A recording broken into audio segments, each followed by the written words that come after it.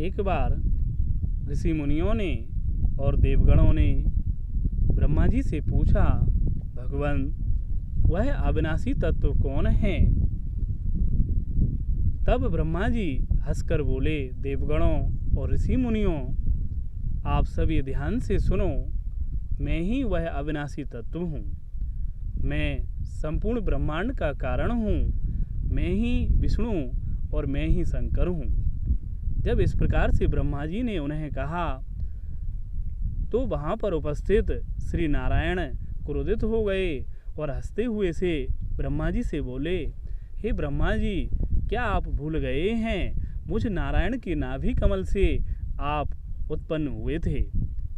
मेरी ही शक्ति से आपने ब्रह्मांड की रचना की है और आज आप मेरा ही अपमान करते हैं। मैं ही जगत का कारण हूँ। मैं ही शंकर और मैं ही ब्रह्मा हूँ। जब इस प्रकार से श्री नारायण ने ब्रह्मा को कहा तब वह गुस्सा हो गए और इस प्रकार कभी ब्रह्मा तो कभी विष्णु अपने आप को बड़ा कहते। तब वह दोनों ही वेदों के पास आए। वेदों से पूछा, हे वेदों, तुम तो परम तत्व के जानकार हो। आज सही सही बताओ कि कौन ईश्वर है। तब वेदों ने कहा, हे ब्रह्मा जी और हे विष्णु जी, परम तत्व तो भगवान शंकर हैं। वह शिवा देवी के स्वामी हैं। सारे ब्रह्मांड को ब्रह्मा रूप से वह रचते हैं, विष्णु रूप से पालन करते और स्वयं ही रुद्र रूप से नष्ट कर डालते हैं। यह सारा जगत उन्हीं शिव में स्थित है।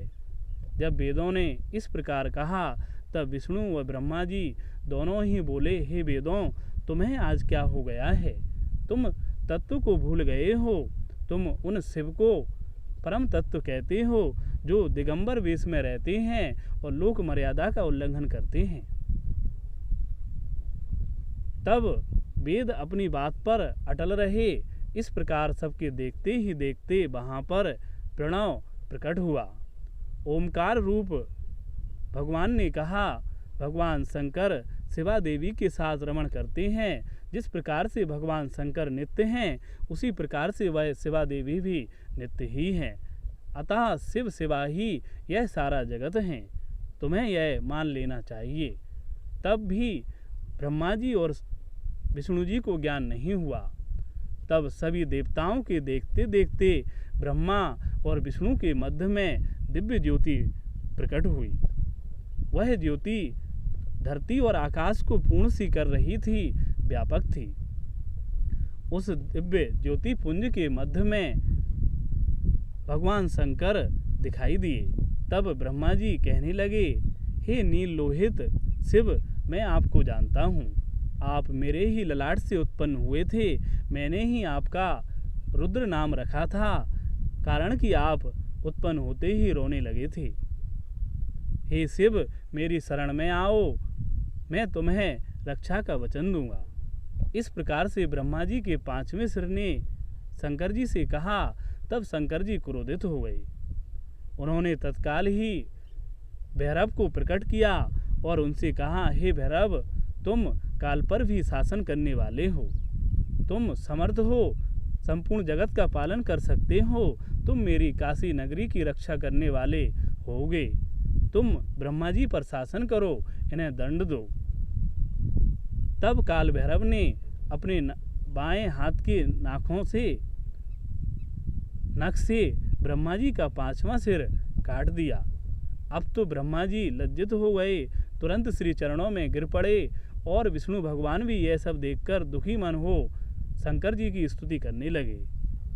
ब्रह्मा विष्णु दोनों ही शंकर जी की स्तुति करने लगे। उनने भगवान शंकर की करुण प्रार्थना की। तब भगवान शंकर ने उन्हें अभय दिया और फिर भैरव से बोले, हे भैरव, तुमने ब्रह्मा जी का पांचवा सिर काटा है, तुम्हें ब्रह्म हत्या लगेगी। अतः तुम ब्रह्मा जी का यह सिर हाथ में लिए काशीपुरी जाओ, वहीं पर तुम्हें मुक्ति मिलेगी। तब काल भैरव, वह जो ब्रह्मा जी का पांचवा सिर था, उनके हाथ से चिपक गया। तब तो हाथ में कपाल ब्रह्म सिर को लिए हुए वह काल भैरव सारी त्रिलोकी में भ्रमण करते हुए काशीपुरी पहुँचे। उनके साथ शिव ने जो ब्रह्म हत्या प्रकट की थी वह भी उनके पीछे पीछे सारी त्रिलोकी में भैरव के पीछे पीछे गई और काशीपुरी में जाकर वह पाताल में चली गई।